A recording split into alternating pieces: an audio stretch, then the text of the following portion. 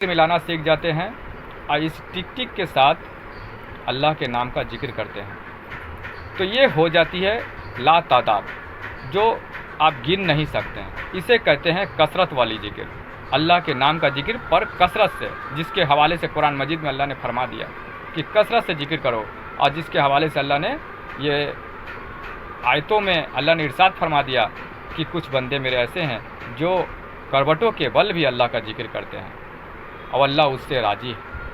तो यही दिल की टिक टिक के साथ वो जिक्र सीख जाते हैं।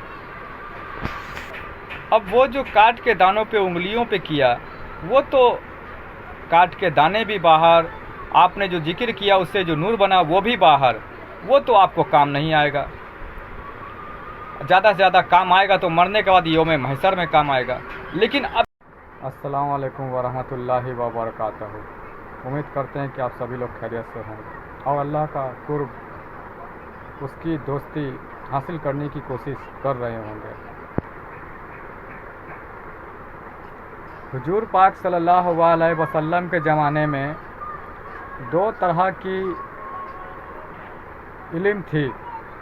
हुजूर नबी पाक सल्लल्लाहु अलैहि वसल्लम के ज़माने में दो तरह के इल्म थे और नबी पाक सल्लल्लाहु अलैहि वसल्लम ने वो दो इल्म लोगों को अता किया। और हुजूर पाक सल्लल्लाहु अलैहि वसल्लम के ज़माने में दो तरह के लोग भी थे। पहले तो मैं बात करता हूँ वो दो तरह की इल्म के बारे में जो हुजूर पाक सल्लल्लाहु अलैहि वसल्लम ने लोगों को अता किया। वो दो तरह की जो इल्म थी, जो तालीमें थी, वो इल्म थी, पहला इल्म, पहली तालीम जो कहलाती है वो इल्म शरीयत कहलाती है, इल्म शरीयत।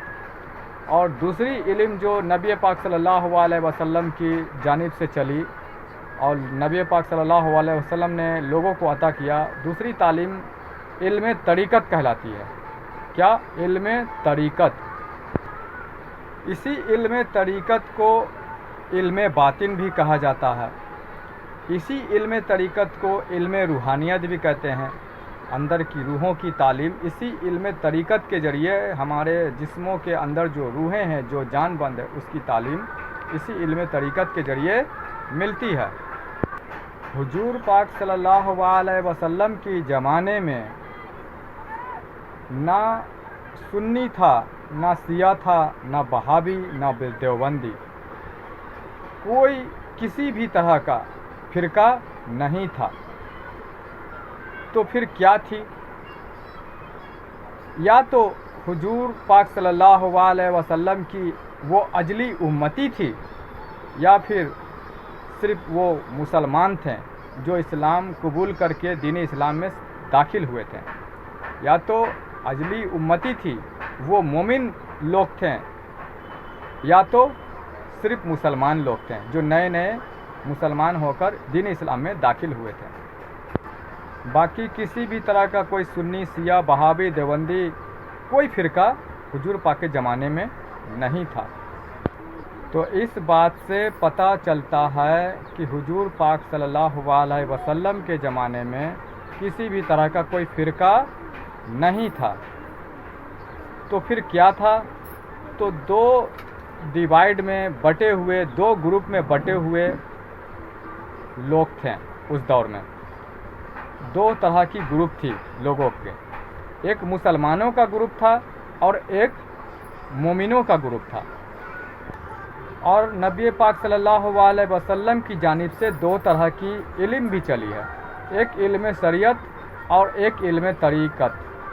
जिन लोगों ने दीन इस्लाम कबूल किया, दीन इस्लाम में दाखिल हुए, हुजूर पाक की वो पहली इल्म, सिर्फ़ इल्म शरीयत पर जिन जिन लोगों ने किनात कर रखा था, इल्म शरीयत पे खुद को सिर्फ चला रखा था, उन्हीं में से कोई ख्वारिजीन हुए, कोई मुनाफिकीन हुए।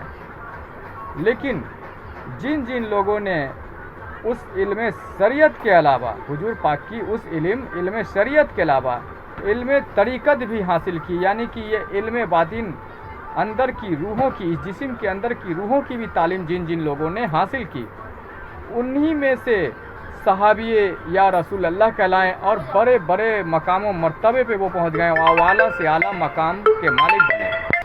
तो जिन जिन लोगों ने इल्म शरीयत के अलावा इल्म तरीक़त यानी कि बातनी इल्म, इल्म बातिन, अंदर की रूह, जिस्म के अंदर रूहों की इल्म भी हासिल की, उन्हीं में से बड़े बड़े मकाम पर पहुंचने वाले सहाबी या रसूलुल्लाह कहलाएं, जो वलियों से भी आगे आला मकाम हासिल कर गए।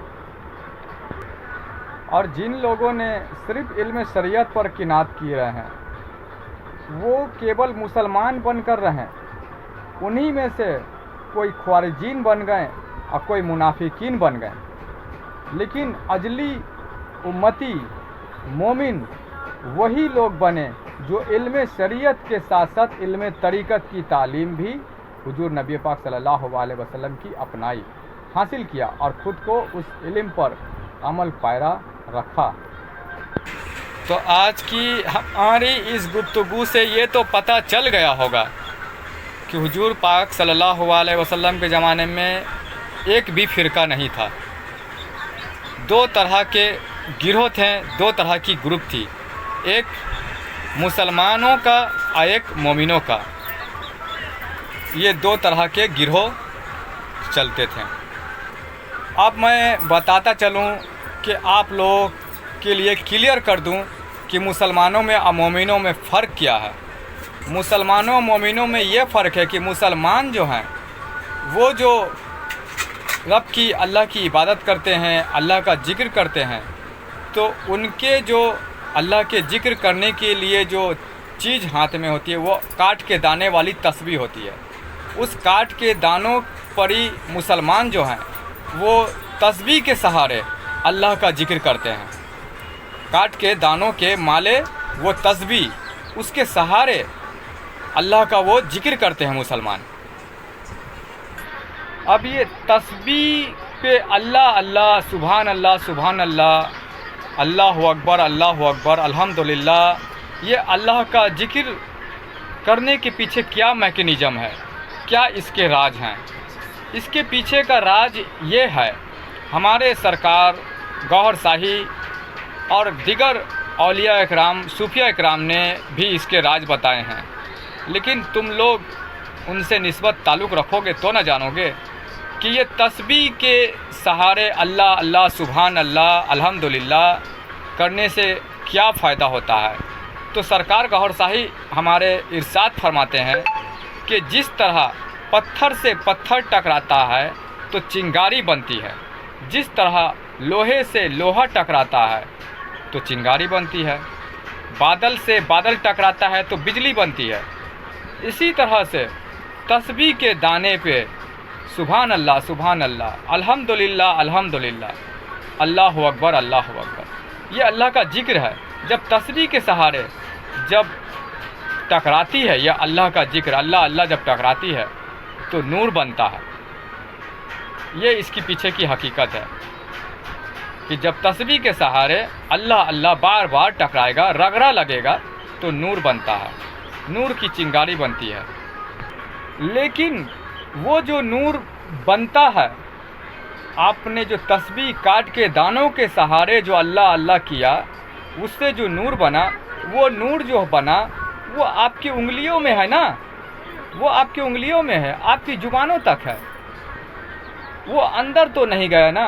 वो अगर नूर जो बनाए वो काम अगर आएगा तो मरने के बाद यौमे महशर में काम आएगा ना, अभी तो काम नहीं आएगा, अभी आपके वो काम नहीं आएगा ना। इसी तरह मोमिनों की तस्बीह एक चलती थी, मोमिनों की एक तस्बीह हुआ करती थी। मोमिनों की जो तस्बीह हुआ करती थी वो उनकी तस्बीह ये होया करती थी कि वो उंगली काट के दाने वाली तस्बीह मोमिनों की नहीं हुआ करती थी। मोमिनों की जो तस्बीह हुआ करती थी वो इस दिल के ये जिस्म के अंदर जो दिल है, और ये दिल जो हर वक्त टिक टिक टिक टिक करता धड़कता है, मोमिनों की तस्बीह वो दिल की टिक टिक हुआ करती थी। मोमिनों की तस्बीह दिल की टिक टिक हुआ करती थी। इसी तरह से हर मुसलमानों के अंदर वो दिल है, हर फिरके वालों के अंदर वो दिल है। अगर तुम भी उस दिल की टिक टिक के साथ अगर तुम वो तस्बीह सीख जाओ ना, उसके राज जान जाओ ना, तो फिर तुम सिर्फ मुसलमान बनकर ना रहो, तुम अजली मोमिन बन जाओ, ईमान वाला बन जाओ। अगर उस दिल की टिक टिक के साथ वो तस्बीह मिलाना सीख जाओ तो उंगलियों पे काट के दानों वाली तस्बीह का काम यह है कि आप ज़्यादा से ज़्यादा आप बैठेंगे तो घड़ी घंटा या 1 घंटा या 2 घंटा आप उंगली के दानों पर, या 5 वक्त के नमाज अदा करेंगे तो 5 वक्त आप 15 मिनट 20 मिनट आधा घंटा आप काट के दानों पर ही आप अल्लाह का जिक्र कर लेंगे। लेकिन वो तो कसरत हुई ना, वो कसरत नहीं हुई, लेकिन वो तो कसरत नहीं हुई ना। लेकिन अल्लाह ने क्या फरमाया कि ऐ ईमान वालों, कसरत से तुम अल्लाह का जिक्र करो।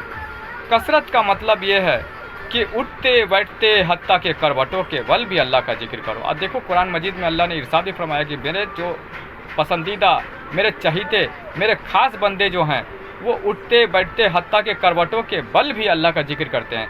तो वो उठते बैठते करवटों के बल जो जिक्र होता है वो भला उनका कैसे होता है, वो जिक्र में किस तरह कामयाब हो जाते हैं कि करवट के बल भी वो अल्लाह का जिक्र में वो रहते हैं, मसरूफ़ रहते हैं। और अल्लाह उस जिक्र को ज़्यादा मुतबर और ज़्यादा पावरफुल और ताकत वाला समझता है, और ज़्यादा अल्लाह उस जिक्र को कबूल करता है, उस जिक्र को ज़्यादा अल्लाह तवज्जो देता है, ज़्यादा अल्लाह की नजर इनायत उस जिक्र के हवाले से है, और अल्लाह उसी जिक्र से ज़्यादा खुश होता है। तो वो करवटों के बल वाला जिक्र वो कैसे हासिल कर लेते हैं, हत्ता के काम काज करते, खरीद फरोख्त करते हुए भी उनको अंदर अल्लाह का जिक्र चल रहा है, तो वो कैसे मैसर हो जाती है।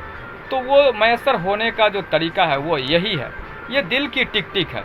इस दिल के टिक टिक के साथ वो अल्लाह का जिक्र मिलाना सीख जाते हैं, अल्लाह का जिक्र मिलाना सीख जाते हैं, और इस टिक टिक के साथ अल्लाह के नाम का जिक्र करते हैं।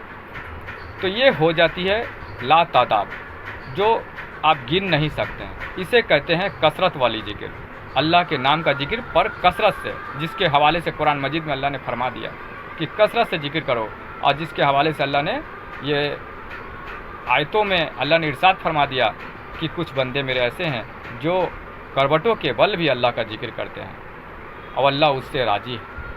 तो यही दिल की टिक टिक के साथ वो जिक्र सीख जाते हैं। अब वो जो काट के दानों पे उंगलियों पे किया, वो तो काट के दाने भी बाहर, आपने जो जिक्र किया उससे जो नूर बना वो भी बाहर, वो तो आपको काम नहीं आएगा। ज़्यादा से ज़्यादा काम आएगा तो मरने के बाद यौम महशर में काम आएगा, लेकिन अभी आपके काम नहीं आएगा। लेकिन ये जिक्र जो सीख जाते हैं, उठते बैठते करवटों के बल वाला जिक्र, ये दिल की टिक टिकों वाला जिक्र, ये यौम महशर की तो गारंटी ही गारंटी है, पर इस दुनिया में जब तक रहेंगे जीते ज़िंदगी, इसकी भी ये गारंटी है। इस दुनिया में भी कामयाब, और इस दुनिया से जाने के बाद उस दुनिया में जो सदा रहने वाली दुनिया, वहाँ भी कामयाब।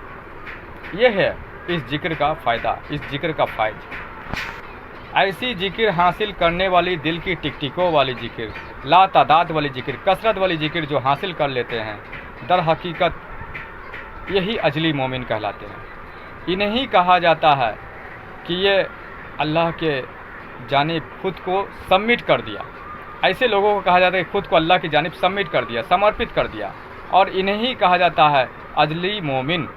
और एक हदीस में भी आया है कि मोमिनों की पहचान जो अगर होगी यौम महशर में तो नूर से होगी। अब नूर आपने भी बनाने की कोशिश की, लेकिन काट के दानों पर ही, और वो नूर भी बाहर, आपके काट के दाने भी बाहर, वो ज़्यादा से ज़्यादा आपकी बख्शिश करा देगी। लेकिन अजली मोमिन की श्रेणी में, कैटेगरी में आपको नहीं लेगी, नहीं आप पहुंच पाएंगे। और मोमिनों का दर्जा बहुत आला है और बहुत ऊंचा मकाम है। बलियों के बाद, विलायत, अल्लाह के दोस्तों के बाद अगर जो दर्जे आते हैं, जो दोस्ती के दर्जे, विलायत के दर्जे, वो भी हैं, वो मोमिनों का दर्जा है। क्योंकि अल्लाह विलायत के लिए अगर किसी को चुनता, अपनी दोस्ती के लिए चुनता है, तो मोमिनों में से ही चुनाव करता है। मोमिनों में से ही अल्लाह बंदा पहले जो मोमिन बनता है, यानी कि दिल की टिक टिक के साथ अल्लाह का जिक्र मिलाना सीख जाता है, अंदर का जिक्र जिसका जारी हो जाता है, और फिर उसके अंदर नूर बन रहे हैं, वो करवटों के बल भी जिक्र कर रहा है, वो मोमिन हो गया, नूर बना रहा है।